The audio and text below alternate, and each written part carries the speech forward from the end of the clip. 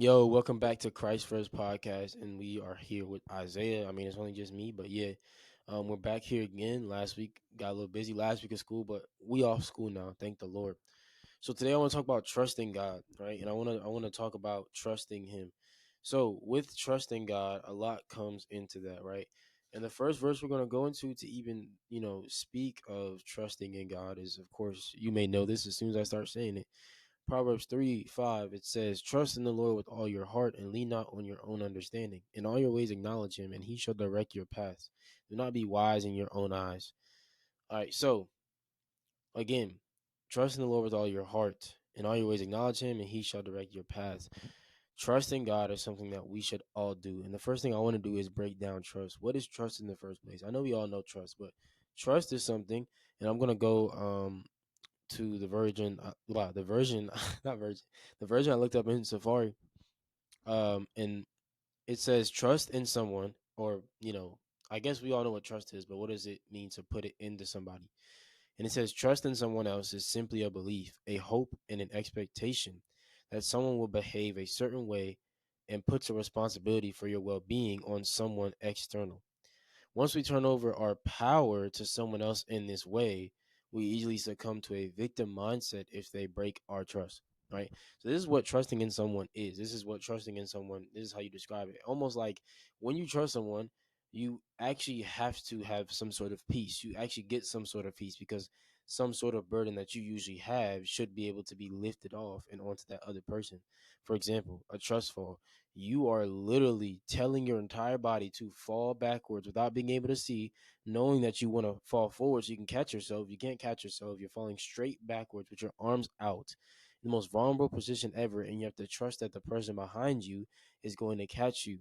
When they don't catch you or they play games but you don't catch you, you get mad, of course, because you just fell, hurt yourself, all of that. But you trusted them and they broke that. And that's something that a lot of people have issues with because there's a lot of bad people here who just abuse people's trust, honestly. But God is the opposite of that. See, you doing a trust fall with God, God actually catches you. God actually is there for you the whole time. He's speaking to you the whole way as you're falling back. Right. And this is what God wants us to do. He wants us to fall back on him. Because when we fall back on God, all of our issues get cleared up. All of our issues mean nothing because we trust in something that we know enough to trust. Because see, we only do the trust fall because we know the person. We only do trust fall with the person we know. Now, yes, you probably don't know the person you haven't known, but you know people so much because you're human. You think they have the common decency to at least understand, all right, well, at least he'll catch me, right?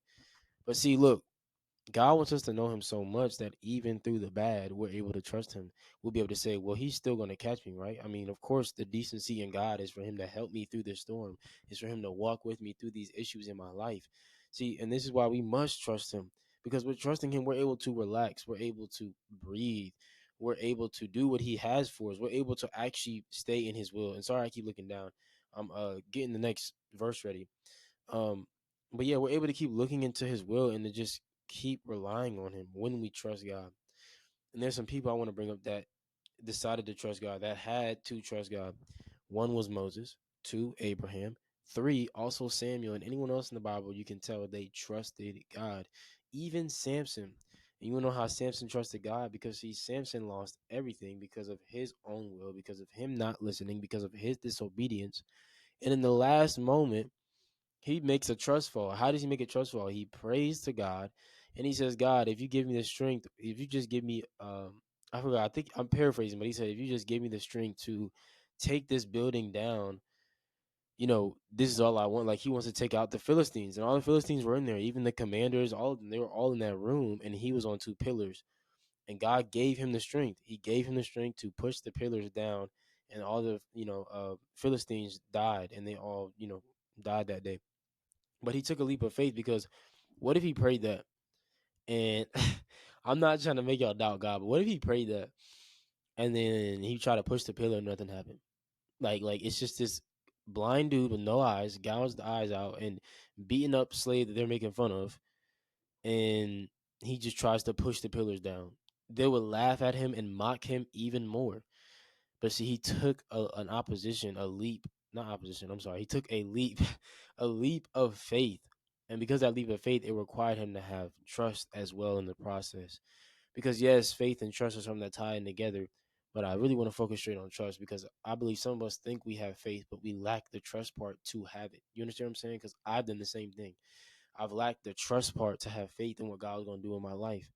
So again, Moses, even in the burning bush, see, if we go to Exodus 3, now Moses was tending to the flock of Jethro and his father-in-law, the priest of Midian, and he led the flock to the back of the desert and came to Horeb, the mountain of God. And the angel of the Lord appeared to him in a flame of fire from the midst of a bush. So he looked, and behold, the bush was burning with fire, but the bush was not consumed. And see, in this moment, again, a moment of trust because what is going on, but he still goes and talk to it. And then he says, I will now turn aside and see this great sight, this great sight. Why does this bush not burn? Anyway, so God speaks to Moses, and this is where Moses comes to his calling, but he had to trust God. He doubted God so much that he was saying, God, well, I can't do it. But God simply said, you're going to do this because I am the God who made you. I'm the God, all of this, saying who he was. But you see how God had to tell him who he was in order for him to trust him. Like, this is what God does in our life. He shows us who he is, he shows us how valid he is, and even tells us how valid he is through either the evidence he's done by showing us or by just speaking to us how much he is valid in what he says. He shows his credibility all the time. That's the thing with these other gods in this world, the other gods that people think are in their religions that really exist. Their gods haven't shown any credibility of how they are a good God or how they help their people serving them. You know what I'm saying? So, and God does this to his people all the time because he wants us to trust him because everything he's doing is for our benefit, but we need him to focus on his benefit as well because his benefit is his son getting the glory, us spreading his word, us spreading the gospel, us doing his will and living in his will, right? Then we got Abraham. Right after Moses, we got Abraham. Abraham, God literally spoke to Abraham, called him out from where he was, and said, I'm going to turn you into a great nation. You know how much trust that takes? But he had faith to the point where he went and was about to sacrifice his son. Now, listen, he had to trust God first in order to actually listen to that. He could probably know what faith is, but lacked the trust to actually do that. He took a leap of faith by almost sacrificing his son, but he trusted God first when he said it because he knew God. So he said, I trust this man. I know what he's saying is outrageous. So, see, because I trust him, I'm going to act out on faith. So, it's not just because of my trust on the inside, but because of my actions, it will become my faith. It will become faith that I have in what he's saying because I trust him so much. I trust that he's doing everything in my good, right? And that brings us to Romans 8:28, which is what we're going to go to right now. I'm going to look this up on my phone actually so it could be faster. I was going to use the Bible, but I know I'm going to have to flip through stuff and I already got it closed right now. So, Romans 8:28. If you know this, I know you're probably already saying it to yourself right now. Romans 8:28 says, and we know that all things work together for good to those who love God, to those who are the called according to his purpose. Listen to that again. And we know that all things work together for the good of those who love God. Isn't that like, please tell me I understand that. Like, this takes another level of trust again. This is him saying, this is the Lord speaking through Paul and showing you guys like everything that I do. This God's saying it to us. Everything he does is for our good. It's for our benefit. So he wants us to trust him because in trusting God, we end up learning how to relax. We end up learning how to not worry.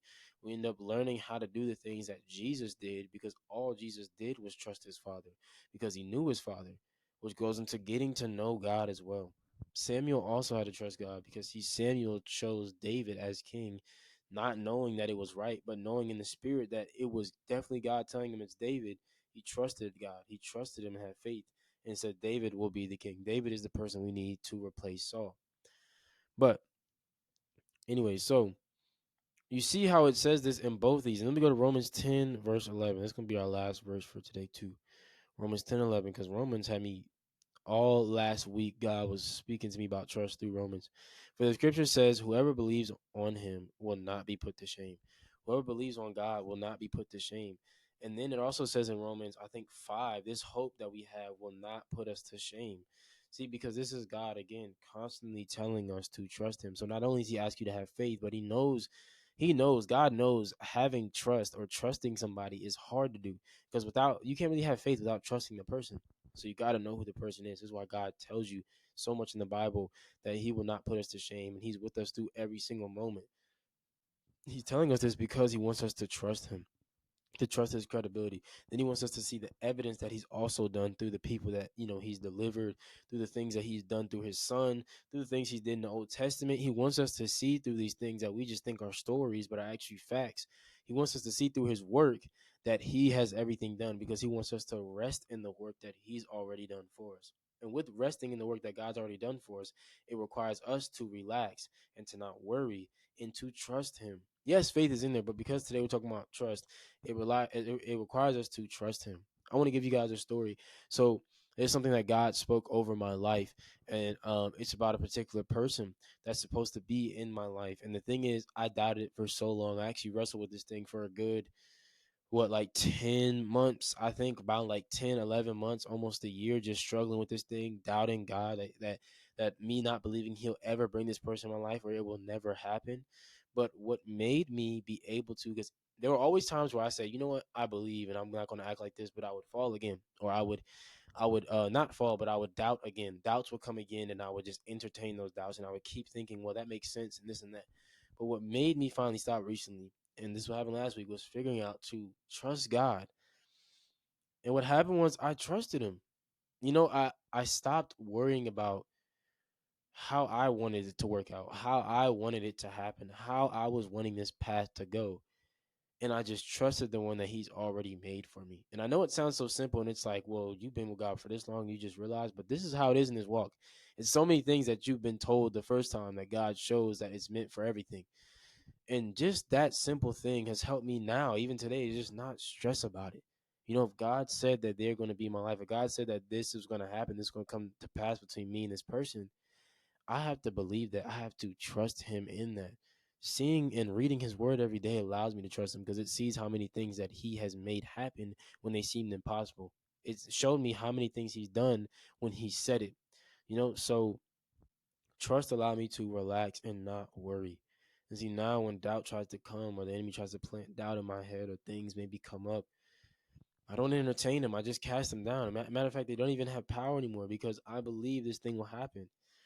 But I only believe it because I had to trust God first. Because, see, I kept saying I had faith, but see, I was struggling to trust Him. And I had to trust Him. Once I trusted Him, it's just made it easier to even act out the faith I already had.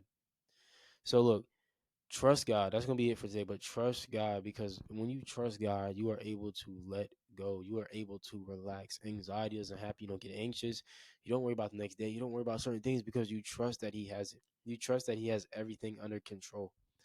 So I know you already believing in God and you already have faith in Him, but if there's a situation you're struggling to have faith in, maybe you need to trust in who He is even more.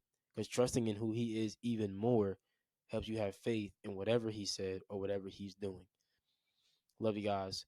And I will keep praying for y'all. And I pray this video reaches the right people. I pray the right people see this in the right time, right moment. Even if it's not a lot, I know somebody's going to see this and somebody's going to need it. So, yeah, until next time.